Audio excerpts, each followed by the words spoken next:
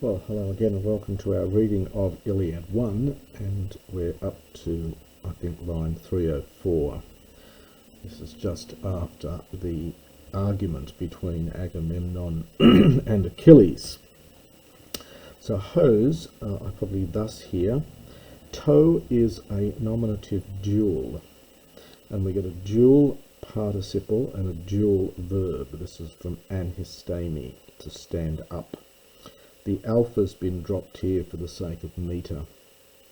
So thus the two of them arose, having fought, it's an aorist dual participle, having fought, understand, with each other, using hostile words or opposing words. Probably hostile's better here. Having fought with each other with opposing with hostile words. And they Lusan, or Elusan, they dismissed the assembly of the Achaeans beside the ships. Now we get a men and a de. So the son of Peleus, now main verb here is aye, he went beside the tents and the balanced ships, along with the son of Menoetes. Now this of course is a reference to Patroclus, and it's the first mention of him, even though here it's only by patronymic. It's the first mention of course in the Iliad, and his comrades. So he went along with the son of Menoetes and his comrades. But the son of Atreus, Erusen, he drew up, and the error here is, well, as you might expect. It's hard to translate the error. You can say then, perhaps consequently might be nice here. The son of Atreus consequently drew up his swift ship Haladi to the sea, and the N is adverbial here. It's sort of he chose therein 20 rowers. He chose therein 20 rowers, and Briseis from Bino, and he placed in it, or into it, because it's ace, a hecatomb for the god. And leading her up, so the ana probably goes with the agon here. This is a preverb from anago, to get on board. So it's placing on board Briseis of the beautiful cheeks, Haysen from Hisdo, and it's probably here causative. So he made her sit, caused her to sit.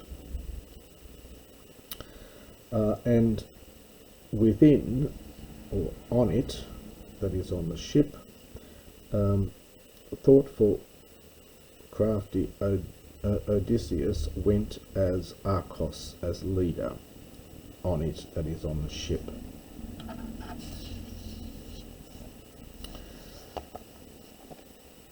They, after having got on board, so when they had got on board from Anabino, Apepleon, they sailed off on the Hugra Keleuthra. Now, Keleuthos is a second declension feminine noun, in fact, but in the plural it turns into a neuter plural, so it changes to the neuter in the neuter plural. It's sometimes called a heteroclite noun, so it changes declension when it goes into the plural. The hugra is, supple, often translated as wet, so we could translate this whole expression here as watery paths, watery ways.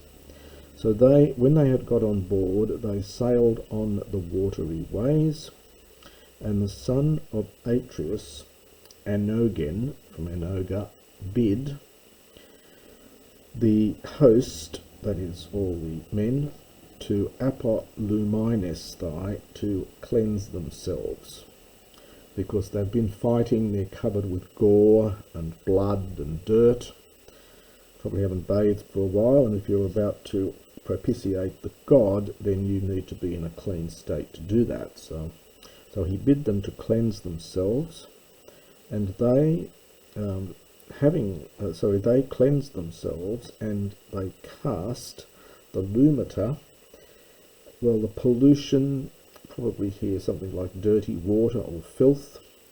The noun is luma. This is the neuter plural. So they cast literally the filthy things into the sea. They cast the dirty water perhaps into the sea, and they made, this is from Erdo, it's a verb meaning to do or make, but often used in the context of sacrifices. So they made a perfect hecatomb for Apollo, and these genitives consisting of bulls and goats, beside the shore of the, well, generally this translated as unwearying, this word here, or perhaps barren. There are various suggested etymologies for this, but nothing is secure, so it's just generally depends on which way you take it, either unwearying or barren sea. Hals, of course, is just salt, but it's often used for the sea. And the kinese, this is the savour, the smell of the sacrifice. Helisomene, being whirled about the smoke, it went to Uranon. So the scent, the smell of the sacrifice being whirled about in the smoke went up to heaven. And thus they, penonto, imperfect, from penomai, to labour at, and so thus they were labouring at these things, katastraton, about the army, nor did Agamemnon lege, cease, this is imperfect without augment, nor did he cease, genitive, from his strife, from eris, third declension, the strife which firstly he had threatened against Achilles. So this is it's the verb is apaleo, and then we get ep as the preposition in front, to threaten against somebody. So which firstly he had threatened against Achilles. But he, in fact, addressed Talthybius and Euripides. Now, of course, Talthybius is the traditional herald both in Homer and, of course, in later Greek tragedy as well.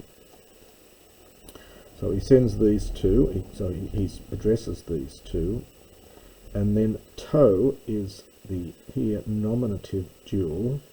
They, esan for erzan, they were, hoi for him, for autoi. They were for him heralds, and, well, this word here again, it's something like trusty or efficient, theraponte, servants. And so he says, and this is a dual imperative here. So go to the tent of Achilles, son of Pylades. Now, Agamemnon is an infinitive from ago, but it's an infinitive used for imperative, as often happens in Homer. So, having taken Briseis by the hand, lead, so Keros by the hand, lead her.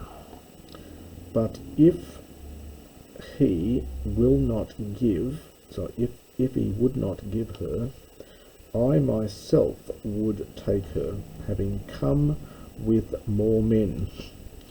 play onesi, which will be also auto for him, rigion. Well, there's this verb, the noun rigus, meaning a chill. It will be more chilling, literally, perhaps more terrible. And this, if I have to come with more men, this will be worse, this will be more chilling for him.